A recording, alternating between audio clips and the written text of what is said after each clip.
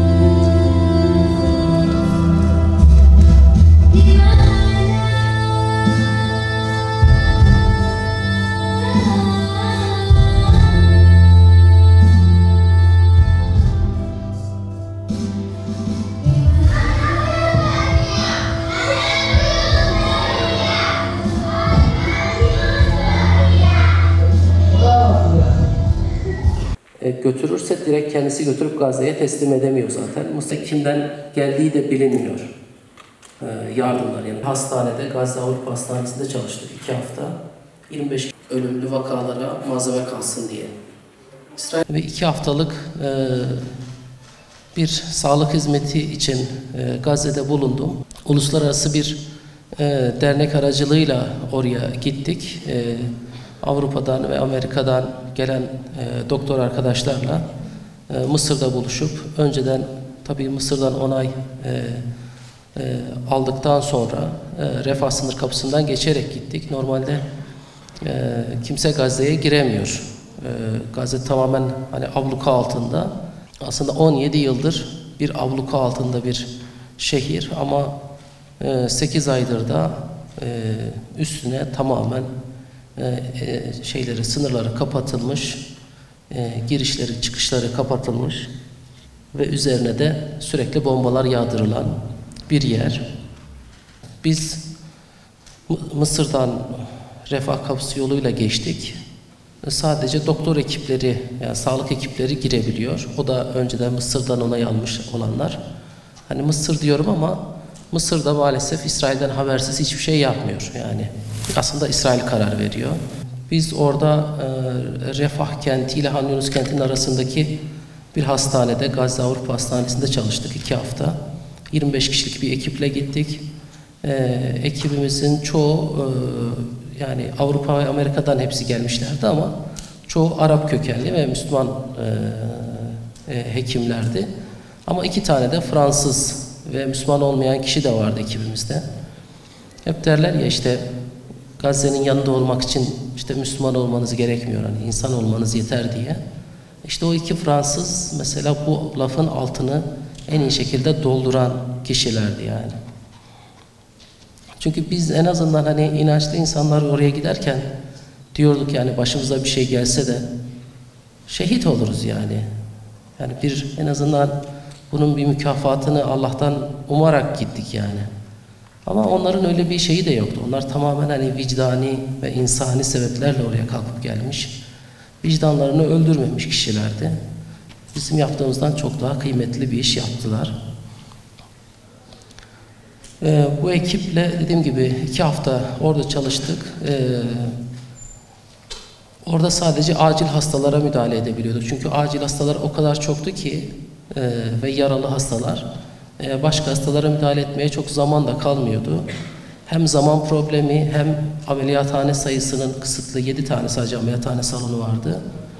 Ve tıbbi malzemelerin olmaması ya da çok eksik olması nedeniyle bazen normalde Türkiye'de mesela diyelim çocuk şarapnel gelmiş mesela kolunu kesmiş veya sırtını kesmiş. Mesela 5 santimlik 10 santimlik kesisi var. Mesela onlara hani hem ameliyathaneyi meşgul etmemek için mesela lokal anesteziyle bazen lokal bile bulunamadan acilde ayakta dikiş atılıyordu. Hatta bazen dikiş malzemesi sıkıntılıysa dikmeden üstü sargıyla kapatılıp gönderiliyordu ki hani mesela tam böyle ölümlü vakalara malzeme kalsın diye. İsrail tıbbi malzeme girişine izin vermiyor. Tıbbi malzeme tırı geliyor. Fakat İsrail askerleri aradıktan sonra onu geri çeviriyor. Geri çevirme sebebi şu, içinde ameliyatta kullanılan ameliyat makası var.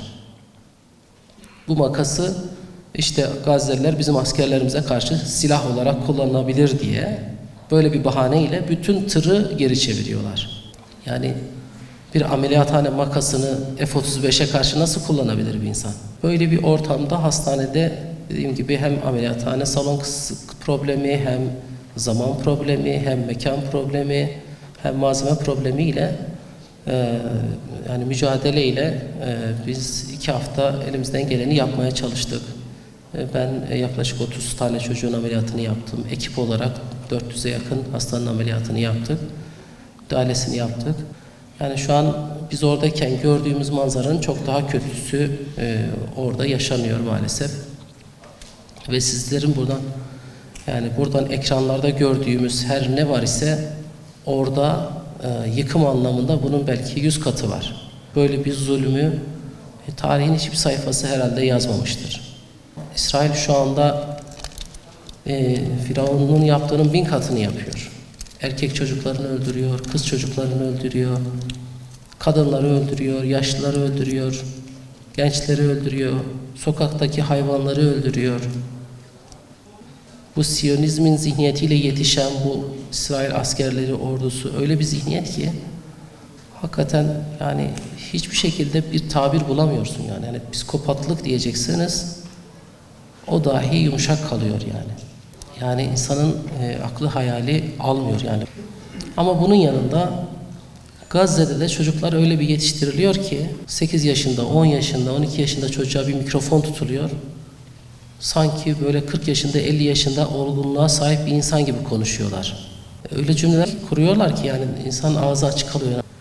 Çünkü yıllardır hep böyle zulüm altında, hep böyle baskı altında, hep zorluk altında büyümüşler ve bu zorluklar onları büyütmüş, onları olgunlaştırmış. Zor zamanlar büyük insanlar çıkarır diye bir laf var ya, evet. Aynen Gazze'de sürekli zor zamanlar yaşandığı için büyük insanlar çıkıyor. Çocuklarını çok küçüklükten Gazze'liler de yetiştiriyorlar ama Yahudilerin yaptığı gibi ya da Siyonistlerin yaptığı gibi değil. Onlara insan olmayı,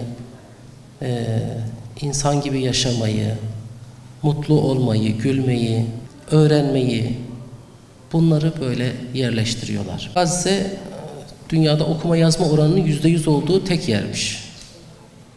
Okuma yazma bilmeyen kimse yok orada. Ve sadece bu da değil yani. Hakikaten böyle çok araştıran, çok okuyan, normalde çok böyle entelektüel seviyesi yüksek bir halk. O kadar imkansızlığa rağmen bunu başarabilmiş bir halk. Daha 3-4 yaşından mesela çocukları hemen eğitmeye başlıyorlar. 3-4 yaşından önce Kur'an eğitimi veriyorlar. Sonra hemen okullara başlatıyorlar. Mesela çocuklar okulu o kadar çok seviyorlar ki orada çocuklar. En büyük üzüntülerinden bir tanesi de okula gidememek. Yani savaş ortamı, çocuk hala yani mesela ekmek bulmakta zorlanıyorlar ama sorduğun zaman ne istersin diye mesela ilk sırada söylediklerinden bir tanesi okul. Ekmek diyor, su diyor, okul diyor mesela. Çocukları böyle daha küçüklükten sorumluluk bilinciyle yetiştiriyorlar. Biz orada hastanede çalışırken işte bir tane çocuk cerrahı, yine benim meslektaşım, doktor arkadaş Gazze'li, evi bombalanmış, işte yakınlarını kaybetmiş. Eşi ve 3 çocuğuyla birlikte doktor odasında yaşıyorlardı hastanede. 2,5 yaşında bir çocukları var. Zor yürüyor daha. Biz orada otururken işte ezan okunduğunda çocuk böyle yerinden zıpladı, gitti doktor odasındaki sandalyeleri böyle sürükleye dışarıya, koridora çıkarmaya başladı. Ben de oyun oynuyor herhalde dedim. Hepsini çıkardı. Ben de bakıyorum böyle hani ne yapıyor bu çocuk diye. Sonra işte babası olan doktor arkadaş geldi, işte diğer arkadaşlar. Orada doktor odasının içinde namaz kılındı. Ondan sonra çocuk tekrar sandalyeleri teker teker böyle sürükleye sürükleye tekrar getirip doktor odasına yerleştirdi. Ve kimse ona bir şey söylemedi yani ona. Yani da 2,5 yaşındaki bir çocuk bile bir sorumluluk verilmiş mesela ona. Böyle hani yetiştiriyorlar. Böyle yetiştirdikleri için de muhtemelen işte daha 8-10 yaşında, 12-13 yaşında böyle olgun, büyük insan gibi cümleler kurabiliyorlar çocuklar. Ve çocuklar orada tabii büyüklerini taklit ediyorlar. Evleri yıkılıyor, üzülüyorlar ama kahrolmuyorlar. Yakınlarını kaybediyorlar, üzülüyorlar ama depresyona girmiyorlar. Tabii büyükler öyle olunca çocuklar da öyle oluyor. Büyükler korkmayınca çocuklar da korkmuyorlar. Büyükler depresyona girmeyince çocuklar da girmiyorlar. Büyükler mutlu olunca çocuklar da mutlu oluyorlar. Tabii çocukların hani ayrı bir şeyi var, enerjisi var, o ayrı ama daha biz Gazze'ye giderken, Mısır'dan Gazze'ye geçer geçmez zaten hemen insan farklı bir yere geldiğini anlıyor yani insanlarla karşılaşınca. Yani ben oraya giderken zannediyordum ki işte böyle artık hani hayatından bezmiş, işte artık isyan eder vaziyette, işte canı şeyine dayanmış, depresyona girmiş insanlarla karşılaşırım diye zannediyordum. Çünkü hani bu kadar büyük sıkıntılara hani nasıl dayanabilir insanlar yani? Hani ben dayanamazdım. Ama bir girince çok şaşırdım yani. İnsanlar gülüyor. Herkes sorduğun zaman nasılsın diye diyorlar elhamdülillah, çok şükür iyiyiz. Bir sıkıntımız yok. Yani şaşırmamak halde değil yani. Her şeyini kaybetmiş ama elhamdülillah diyor yine de. Çok şükür diyor yani. Yani o kadar direnecek çok az millet vardır yani hani bu kadar büyük saldırılara rağmen. O yüzden yani Gazze halkı inanılmazdı. Çocuğundan büyüğüne kadar hakikaten inanılmazlar. Yani ben böyle hayran kalarak döndüm oradan onlara. Bu manevi güçlerine, bu ruhsal güçlerine, bu psikolojilerine, inançları nedeniyle bu kadar büyük bedeller ödedikleri için ve buna rağmen çok diri ayakta durabildikleri için dünyanın bir yarısı şu anda onların karşısındaysa da diğer bir yarısı da onlara sempati duyar hale gelmiş.